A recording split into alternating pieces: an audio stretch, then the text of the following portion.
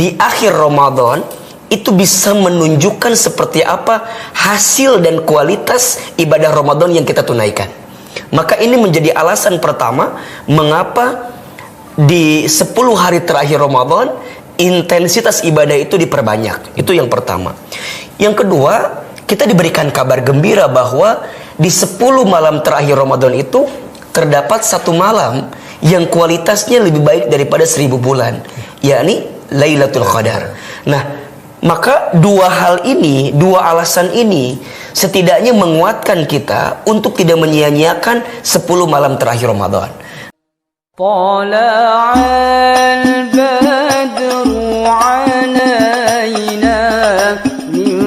Sekarang sudah masuk 10 hari terakhir di bulan suci Ramadan, Ustaz. Betul. Dimana orang-orang katanya kalau di bulan Ramadan itu 10 hari terakhir Rasulullah Shallallahu Alaihi Wasallam mengencangkan ikat pinggangnya, mengencangkan sabuknya untuk bisa beribadah secara maksimal, gitu kan. Betul. Juga mungkin untuk teman-teman sahabat haji muda juga tentunya ingin mendapatkan ibadah secara maksimal di bulan Ramadan ini. Betul. Tapi kesempatan sore hari ini yang ingin saya diskusikan, yang ingin saya tanyakan langsung kepada Ustadz, Ustadz, bukan seputar ibadah saja, tapi ingin sekali membahas seputar muamalahnya. Nah, terlebih di bulan Ramadan itu, saat di 10 hari terakhir itu, sebetulnya para sahabat dulu itu apakah masih sibuk dengan berniaga atau gimana, Ustadz? Iya. Pertama, kita ingin garis bawahi dulu ya, bahwa pentingnya momentum 10 malam terakhir Ramadan, atau pentingnya hari-hari terakhir di bulan suci Ramadan. Kenapa baginda Rasulullah Shallallahu Alaihi Wasallam dengan para sahabat itu memperbanyak ibadah dengan intensitas yang lebih banyak di 10 hari terakhir Ramadan? Tentu ada alasan.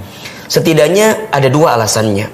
Yang pertama, karena ibadah itu, terutama yang sifatnya rangkaian panjang, itu ditentukan akhirnya.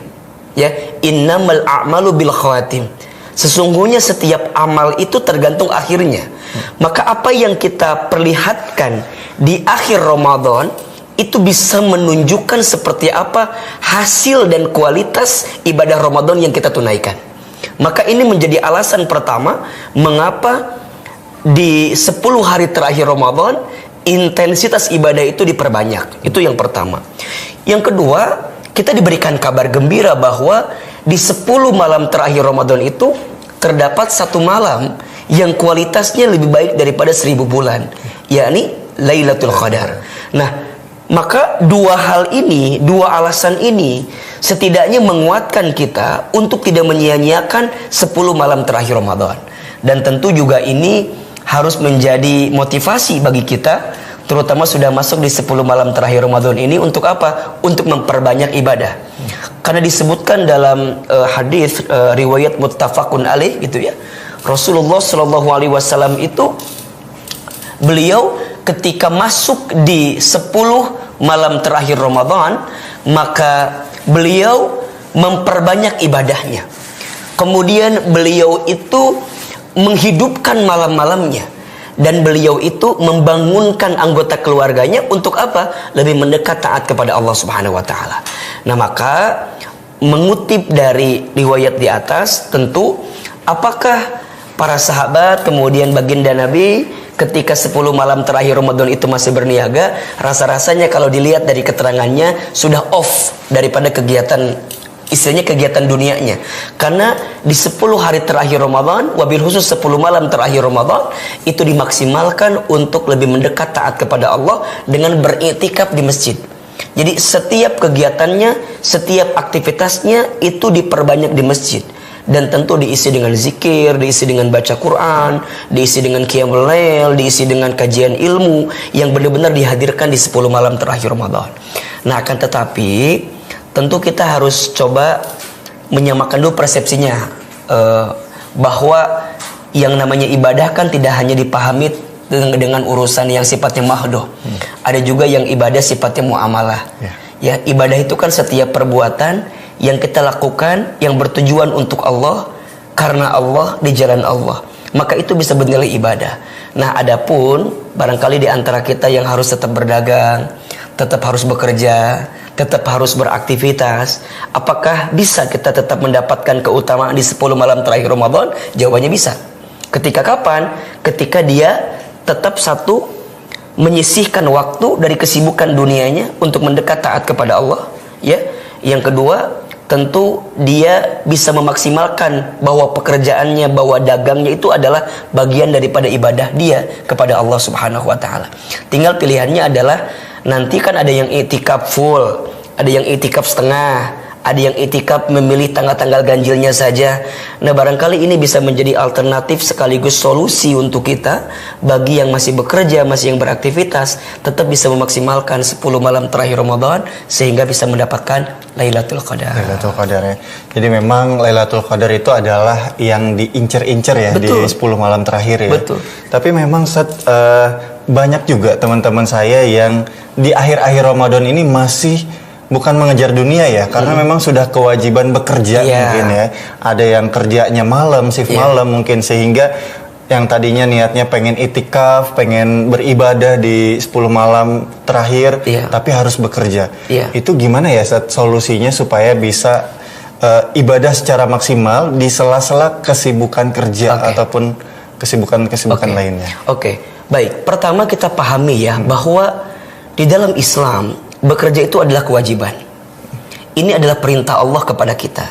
Sebagaimana kita bisa lihat di surat Al-Mulk ayat 15. Allah Subhanahu wa taala berfirman, A'udzubillahi minasyaitonirrajim. Huwallazi ja'ala lakumul arda dzalulan famshu fi manakibiha wa kulu min rizqi wa ilaihin nusur. Dan dialah Allah yang menjadikan bumi ini luas untuk bisa engkau jelajahi di setiap penjurunya. Maka berjalanlah di setiap penjurunya itu dan carilah sebagian rezeki yang Allah berikan kepada kamu sekalian. Maka bagi kita sebagai seorang muslim yang baik, pahami bahwa bekerja itu ibadah gitu. Ya, kadang kita seringkali membatasi yang namanya ibadah itu hanya sholat ya. Yang disebut ibadah itu hanya puasa. Padahal setiap kegiatan kita yang diniatkan untuk Allah, tujuannya karena Allah, di jalan Allah, artinya tidak melanggar aturan-aturan Allah, maka itu bisa bernilai ibadah.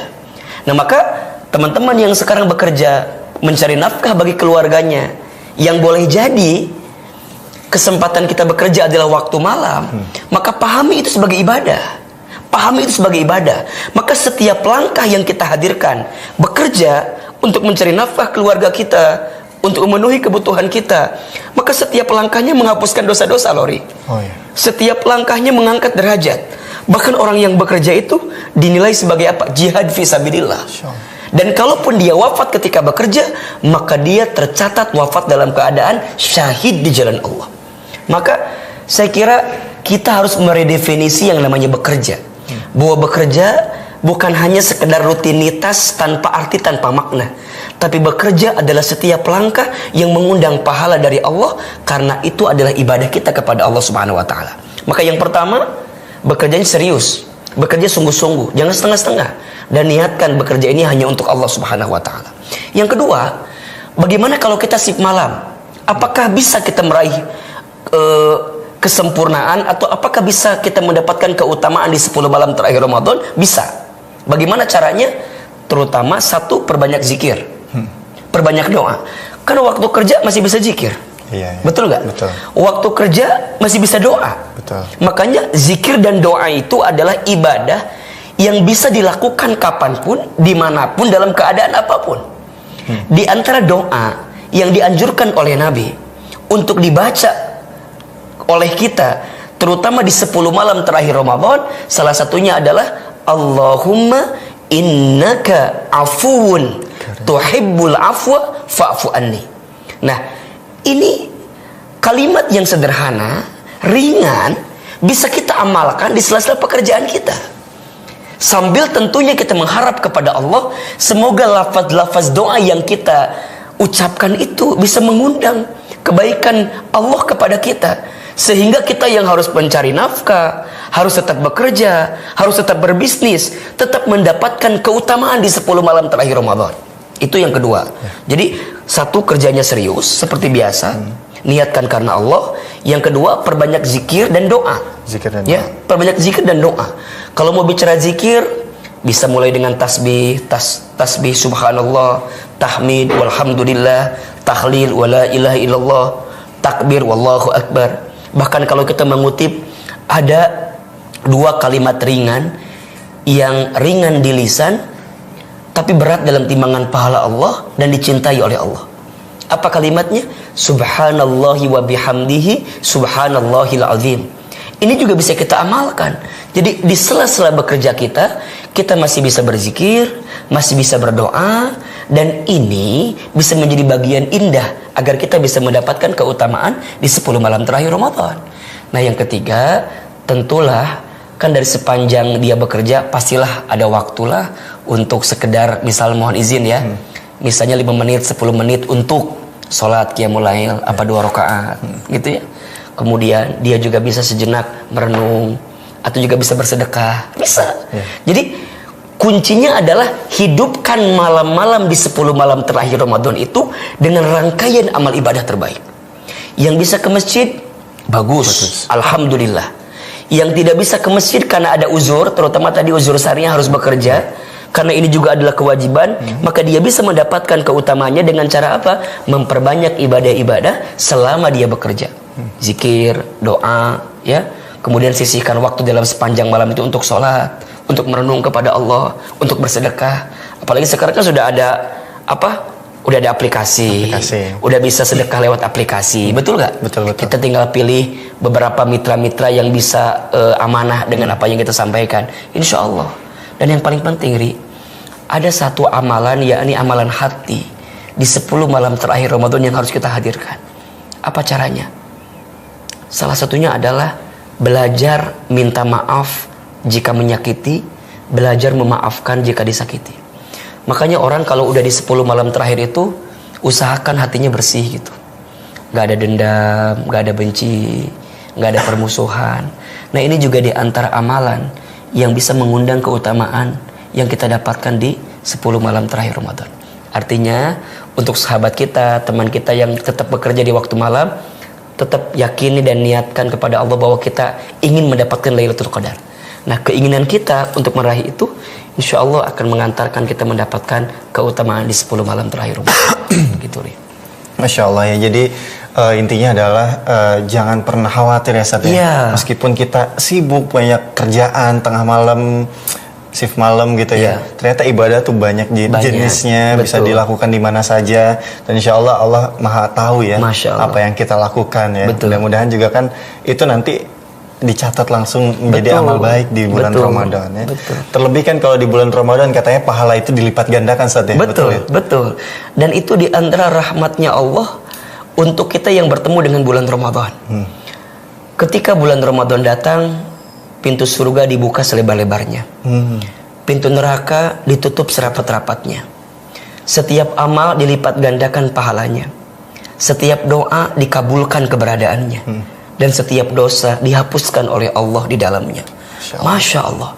Maka jangan sia-siakan setiap kebersamaan Ramadan kita, kecuali dengan meniti hari, menata waktu yang ada dalam kebaikan dan perbaikan. Dan ini yang bisa kita hadirkan. Apalagi jika sudah masuk di 10 malam terakhir Ramadan. Karena ini di antara keutamaan yang jangan sampai kita tinggalkan. Bahkan Nabi SAW itu memberikan gambaran kepada kita kan tentang Lailatul Qadar. Taharrau Lailatul Qadri fil asril awakhir min Ramadan. Carilah, dapatkanlah, kejarlah Lailatul Qadar itu di 10 malam terakhir Ramadan. Jadi bukan tanpa alasan kalau kemudian kita mengapa begitu bersungguh-sungguh atau meningkatkan intensitas ibadah kita di 10 malam terakhir Ramadan. Karena Nabi memberikan gambaran bahwa Lailatul Qadar itu akan dihadirkan, didatangkan di 10 malam terakhir Ramadan. Tentu ini bukan berarti kita pilih-pilih ya. Tapi ini jadi motivasi bagi kita. Ya syukur-syukur kalau dalam setiap malam dari awal tanggal 1 sampai akhir 30. kita bisa gaspol terus, itu lebih bagus gitu. Tapi kan ada sebagian saudara kita yang barangkali nggak bisa full seperti itu, maka silakan dipilih-pilih gitu. Nah ini jadi bagian motivasi lah bagi kita. Kalau nggak bisa full 30 hari, ya berarti pilihlah beberapa hari, terutama kan di 10 hari terakhir Ramadan. Ya kalau nggak bisa juga maka pilih malam-malam ganjil gitu. Ganjil. Nah ini juga bisa jadi satu ya guidance lah bagi kita agar tetap memaksimalkan kebaikan-kebaikan kita di sisa bulan Ramadan ini. Ya, jadi jangan sampai kita Ramadan lewat begitu saja. Iya. Tapi kita tidak melakukan ibadah-ibadah terbaik kita. Betul. Dan ya ini berkenaan dengan 10 malam terakhir ya, atau 10 hari terakhir. Jangan sampai udah mah yang kemarin berlalu begitu saja. Udah mah yang kemarin udah lewat begitu saja. Lah ini tinggal beberapa hari lagi, jangan sampai kita lewatkan begitu saja. Rugi sekali, sayang sekali. Maka tadi ya, minimal kalau sudah masuk di 10 malam terakhir itu, biasakan ya bangun di malam hari lah, bangun.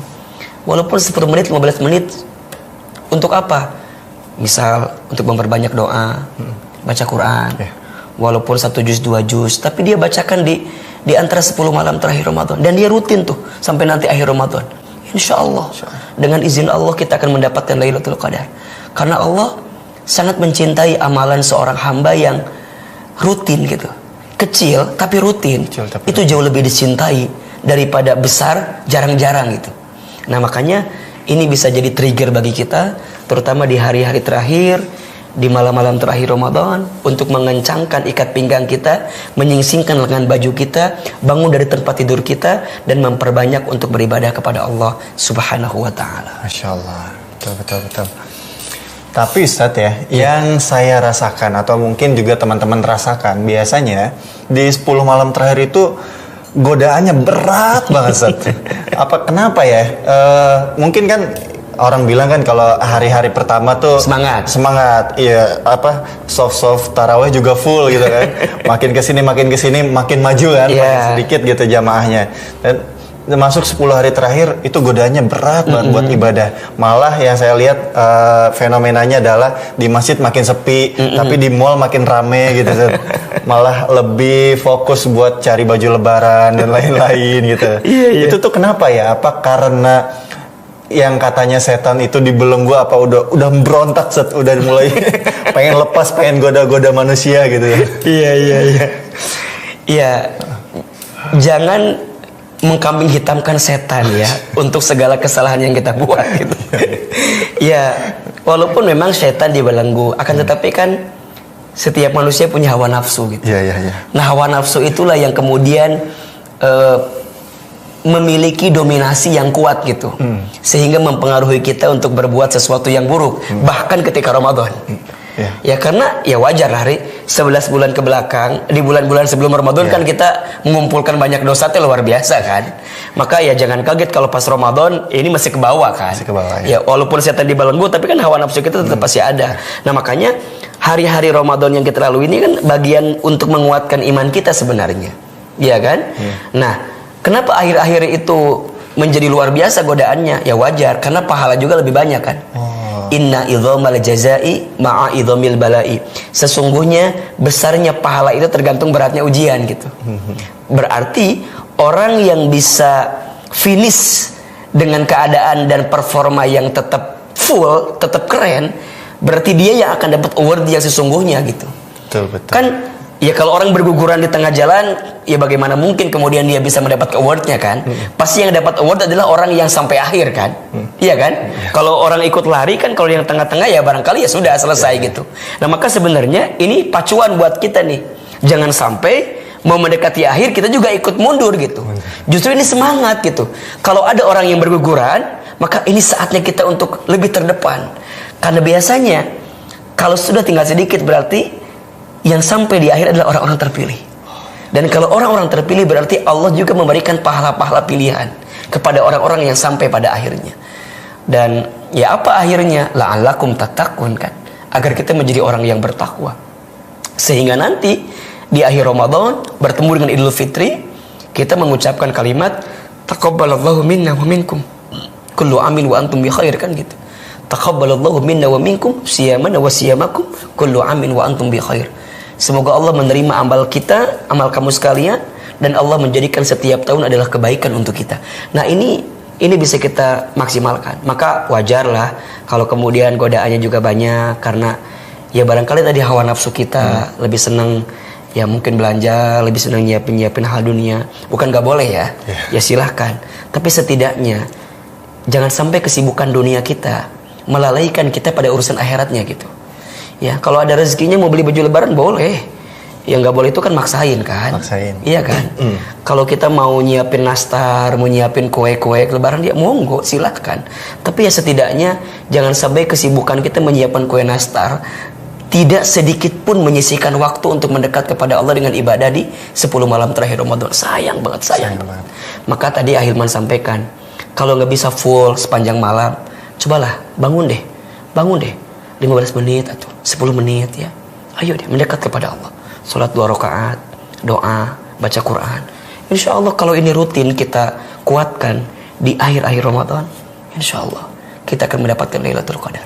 Karena yang paling penting itu kan keistiqomahannya, itu yang paling mahal.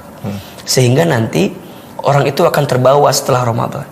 Makanya ada yang nanya begini, gimana caranya untuk menilai apakah orang itu dapat Lailatul Qadar atau tidak? Lihat dua hal. Satu, di malam-malam Ramadan dia menghidupkan amalan ibadah terbaiknya. Dan yang kedua, lihat kehidupannya pasca Ramadan. Apakah setiap amal ibadah Ramadannya itu terbawa enggak di bulan-bulan selanjutnya? Maka wajar ya, bulan setelah Ramadan itu disebut dengan Syawal. Kenapa coba? Kenapa? Syawal itu artinya peningkatan. Maka Allah tuh menginginkan setelah Ramadan selesai ada satu peningkatan dalam ibadah kita kepada Allah. Ya khususnya di bulan Syawal sebagai bulan pertama setelah bulan suci Ramadan. Gitu.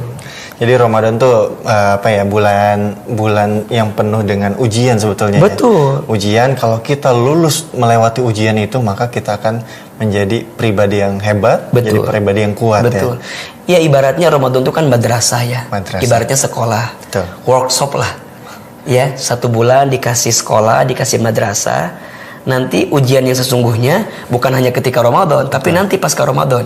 Kira-kira hasil belajar kita selama Ramadan tuh ada dampaknya enggak? Ada efeknya enggak untuk kehidupan kita selanjutnya? Maka nanti dilihat pasca Ramadan yang kita lalui ini. Di 11 bulan 11 bulan lainnya. Kalau nggak ada dampaknya sama aja. Ya. Berarti nggak lulus berarti. Betul. Ya diibaratkan begini, Ramadan seperti tamu biasa aja gitu. Datang tak dijemput, pulang tak diantar gitu. Jadi kita hanya sibuk dengan gimmick-gimmick dunia, tapi kita tidak mendapatkan sentuhan kolbu untuk mendekatkan diri kita kepada Allah Subhanahu wa taala. Maka ada beberapa orang yang rugi saat dia bertemu Ramadan. Siapa di antaranya? 1, orang yang tidak memperbanyak amal ibadahnya ketika Ramadan. Padahal Ramadan menyiapkan banyak pahala, tapi dia tidak memperbanyak amal ibadahnya. Di saat pahala sedang disiapkan banyak-banyaknya oleh Allah. Yang kedua yang paling rugi adalah orang yang saat berpisah dengan Ramadan, dosa-dosanya tidak diampuni oleh Allah Subhanahu wa taala. Maka ini harus menjadi catatan bagi kita agar jangan sampai melalaikan hari-hari terakhir dan malam-malam terakhir Ramadan, karena ini adalah hari-hari penentuan. Hari-hari penentuan. Apakah Ramadan kita sukses atau tidak? Apakah rangkaian ibadah Ramadan kita ini bisa mengantarkan keutamaan dan kebaikan untuk hidup kita atau tidak? Maka ditentukan di hari-hari terakhir dan malam-malam terakhir Ramadan. Masya Allah, luar biasa ya. Terutama di 10 malam terakhir ya. Mudah-mudahan teman-teman yang nonton, para haji muda semua bisa lebih semangat lagi menjalankan ibadah puasanya, ibadah-ibadah lainnya gitu ya, dan lain sebagainya. Mudah-mudahan juga kita juga bisa diberikan kekuatan Ustaz ya, untuk bisa menjalani ibadah terbaik di bulan Ramadan ya. Karena kan kata Ustaz tadi semua pahala di bulan Ramadan itu dilipat gandakan ya. Iya. Sedikit pertanyaan lagi nih, Ustaz. Ada pertanyaan kaitannya dengan ibadah haji, Ustaz nih. Oke. Kan kalau ibadah umroh di bulan Ramadan pahalanya sama dengan ibadah haji. Seperti melakukan ibadah haji. Betul. Kalau kita umroh di bulan Ramadan, berarti gak usah haji lagi dong? Enggak dong. Ya, ini ada yang harus coba diluruskan. Dalam hadis dikatakan seseorang yang menunaikan ibadah umrah di bulan Ramadan dia mendapatkan pahala seperti orang yang menunaikan ibadah haji. Tapi ingat ya, tidak menggugurkan rukun hajinya. Jadi kalau mau haji ya tetap harus berangkat haji di bulan haji, ya kan? Nah, tapi kalau untuk mengejar pahala seperti haji, ya maka salah satunya adalah umrah di bulan Ramadan. Sama seperti ini juga, Ri. Ada hadis yang mengatakan barang siapa yang sholat subuh berjamaah di masjid, kemudian dia duduk ya sampai waktu syuruk, kemudian dia sholat 2 rakaat, maka dia mendapatkan pahala umroh dan haji sempurna. Nah, seperti ya, bukan berarti menggugurkan rukun hajinya. Ya, kalau mau haji ya harus segera daftar haji. Dan di sini saya sudah mengumpulkan ada beberapa pertanyaan nih Ustadz. Masya Allah. Karena kita live-nya di akun BPKH, pertanyaan yang masuk seputar haji nih Ustadz. Masya Allah. Masya Allah. Dan ini juga pertanyaan sekaligus pancingan. Dan doa. Dan doa, amin. Kita doakan mudah-mudahan yang ingin sekali berangkat haji, semoga Allah izinkan bisa berangkat haji. Amin, amin. Iya kan? Iya. Terutama ini doa di 10 malam terakhir Ramadan nih. Salah satu yang boleh kita sisipkan untuk kita mintakan kepada Allah adalah bisa berangkat haji.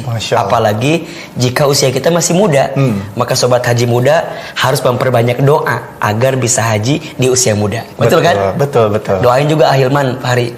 Insya Allah tahun ini kebagian bimbing haji juga. Masya Allah, amin. Semoga Allah mudahkan ya. Amin. Semoga semuanya dimudahkan. Amin. Terutama di bulan Ramadan kan doanya insya Allah mustajab. Amin. Ya baik, sahabat haji muda, ini saya akan coba bacakan pertanyaan pertama seputar haji nih, Ustadz. Ya. Pertanyaannya adalah haji itu kan kewajiban yang kelima, Ustadz. Betul. Di rukun Islam ya. Kalau kita belum melakukan haji, tapi kita melakukan bepergian ke luar negeri kayak ke Eropa atau ke Maroko atau kemana gitu, itu gimana Ustadz? Jadi kita memprioritaskan jalan-jalan dulu, tapi hajinya belum gitu. Iya, Masya Allah. Ada satu keterangan yang menyebutkan la tushaddur rihal illa ila thalathata masajid. Janganlah engkau bepergian sebelum engkau pergi ke 3 masjid. Yang pertama Masjidil Haram di Makkah Al-Mukarramah. Yang kedua Masjidun Nabawi di Madinah Al-Munawwarah. Dan yang ketiga Masjidil Aqsa di Yerusalem atau Palestina. Nah, ini sebenarnya menjadi guidance bagi kita, menjadi panduan. Kalau bisa sebelum jalan-jalan kemana-mana gitu kan, setidaknya 3 masjid ini dulu yang harus kita datangi gitu. Maka sobat haji muda, kemudian ya kita dimotivasi nih oleh teman-teman BPKH untuk ayo haji dari muda, daftar dari sekarang. Dan insya Allah keinginan kita untuk daftar itu akan mengantarkan keseriusan kita untuk bisa berangkat ke Tanah Suci. Makanya kalau ada yang nanya, gimana biar kita bisa berangkat haji? Ada 3 syaratnya. 1, niat. Coba Fahri udah punya niat belum? Niat insya Allah. Nah, niat dulu deh, niat. Niat kan gratis. Niat gratis ya? Gratis dong, niat kan. Ya Allah, hamba ingin naik haji. Yang kedua daftar. Pakai uang nggak daftar? Pakai? Enggak. Formulir. Isi aja dulu formulirnya. Iya kan? Datengin dulu kantornya, kemudian kita isi dulu formulirnya. Nah, baru yang ketiga.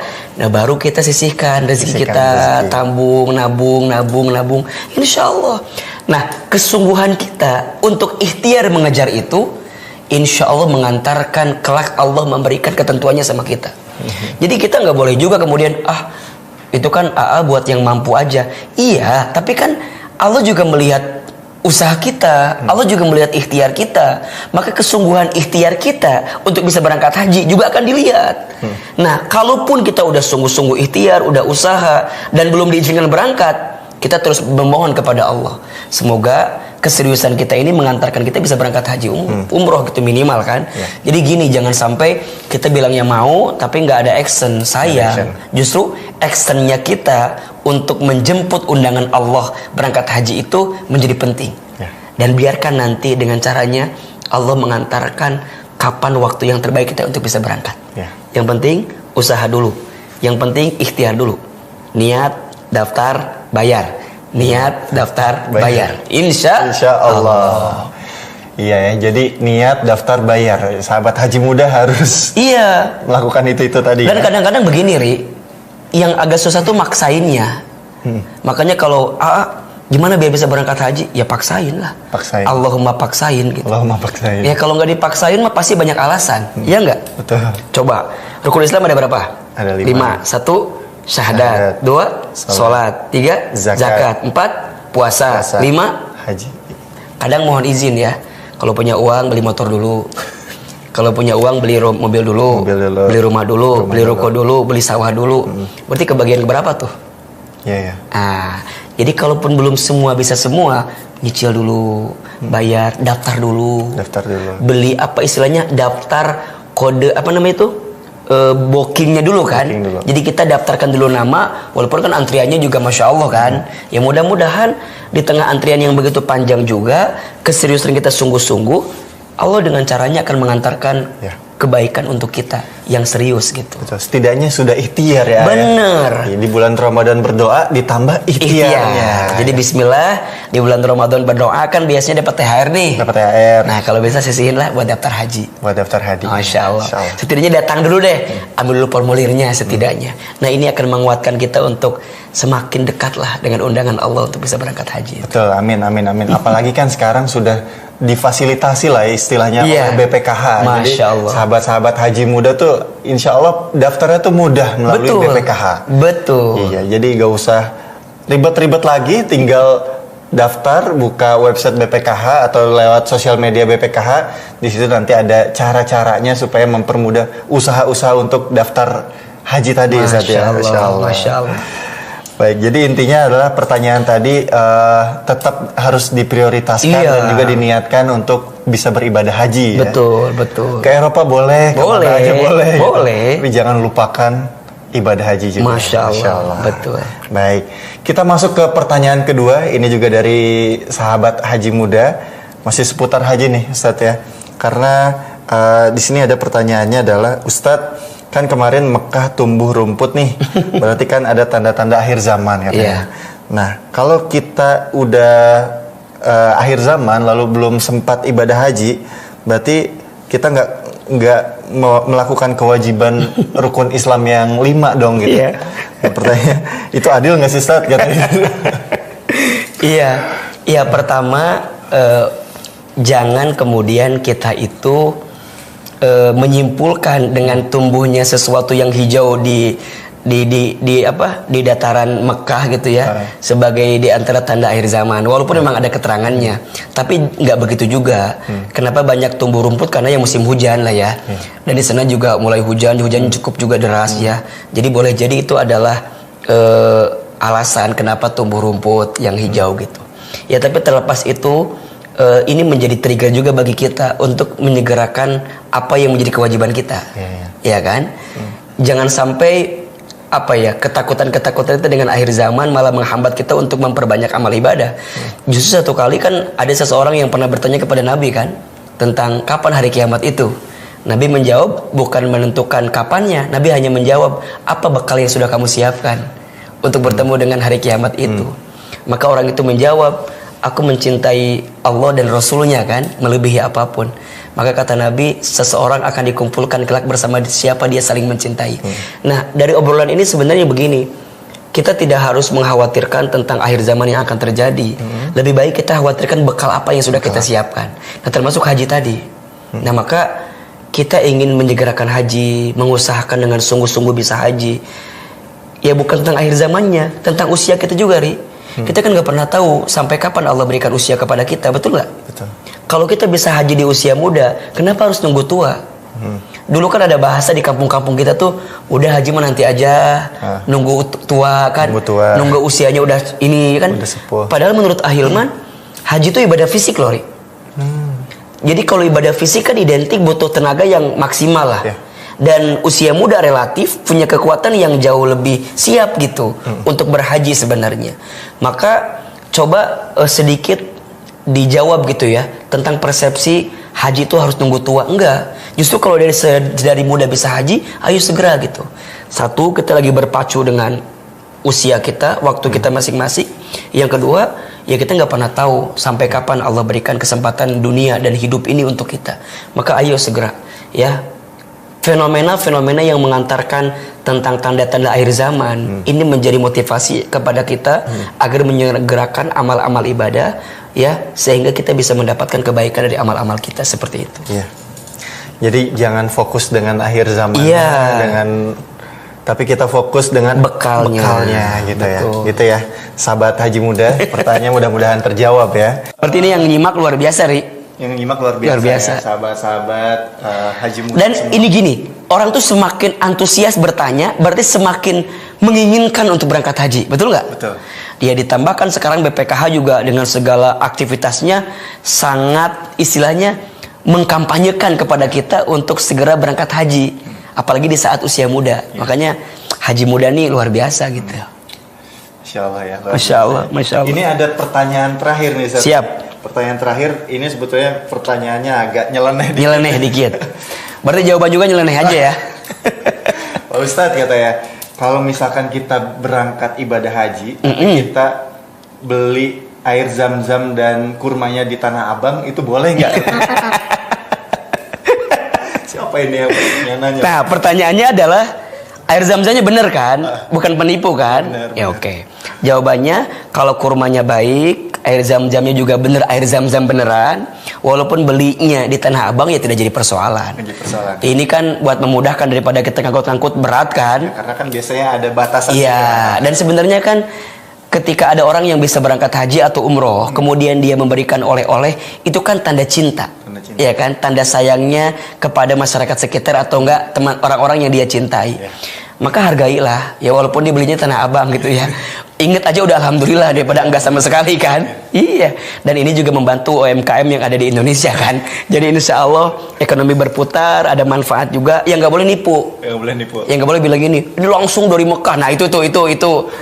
Ya kalau kita dari Tanah Abang ya bilang aja dari Tanah Abang. Kita bilang dari Tanah Abang. Iya, bilang aja bahwa ini misalnya, kecuali ditanya ya, kecuali nggak ditanya ya. Ya misalnya ini air zam-zamnya ditanya dari mana air zam-zamnya. Alhamdulillah ini zam-zam asli, cuman bukan saya yang ngambil, saya belinya di Tanah Abang. Jadi udah siap, bahkan sebelum berangkat udah ada di rumah. Ada yang udah begitu kan. Jadi orang udah beli duluan, udah nyiapin, ada kan? Ada yang oleh-oleh itu nyiapin duluan. Ada. Khawatirnya apa? Khawatirnya nanti tuh kalau pulang tuh uangnya habis katanya. Makanya udah nyiapin sebelum berangkat. Ada. Jadi itu udah baik lah. Udah alhamdulillah. Kalau Ahilman mah ngelihatnya itu itikat baik lah. Itikat baik. Daripada nggak sama sekali.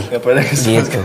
Yang nggak boleh adalah sosok flexing. Tahu kan sosok flexing ya? Seolah-olah wah ini mah wah asli kurma langsung. Nah itu udahlah gitu. Kalau yang beli Tanah Abang ya udah nggak apa-apa sih. Nggak apa-apa. Untuk apa? Coba mendapatkan pujian dari manusia kan?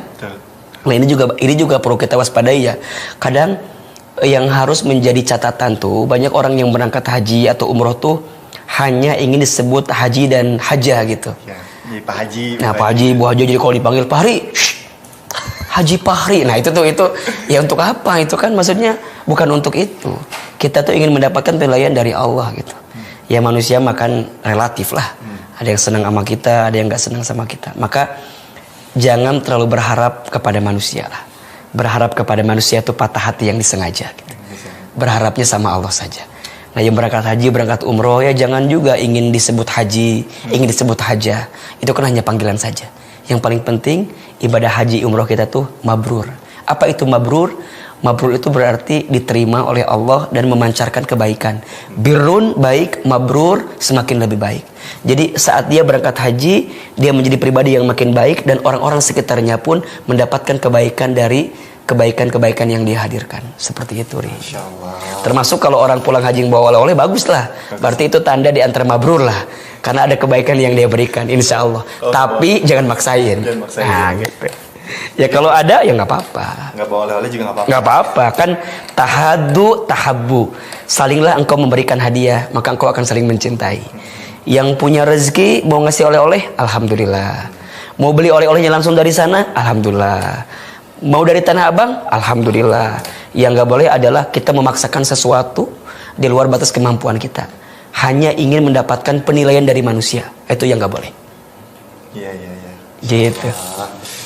Luar biasa ya sahabat Haji Muda.